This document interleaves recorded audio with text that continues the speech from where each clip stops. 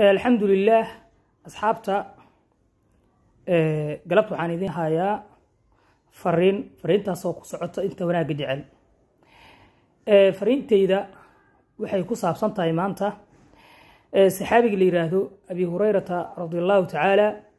ayaa waxa laga soo wariyay xadiiskaas Abi Hurairah laga soo wuxuu leeyahay Abi Hurairah radhiyallahu anhu nabiga kaleey salaatu salaam wuxuu leeyahay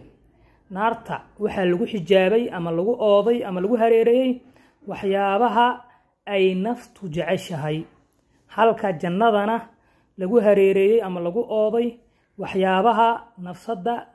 ay neceb tahay xadiiskaas rawaahu sheekhan waana muntafiq walaalayaal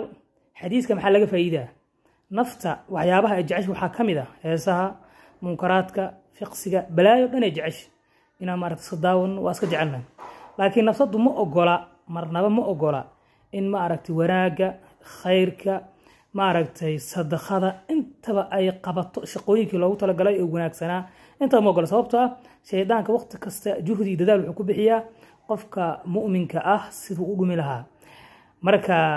waxaan laga baahan yahay inaan ku dadaalno wanaaga oo khayrka ku dadaalno oo ka faa'iideysano nafsadeennana aan maaragtay ka hortagno dhibaatada iyo mushkilada ee nagu wado markasta xilli kasta sababtoo ah nafta xumaanta ay dadka fartaa wanaaga dadka ma farto insha Allah qof kasta nafsadiisa ha tarbiyeeyo hana ka taxadaro nafsadiisa sidii uu hagaaji lahaa. Assalaamu alaykum wa rahmatullahi wa barakaatuh.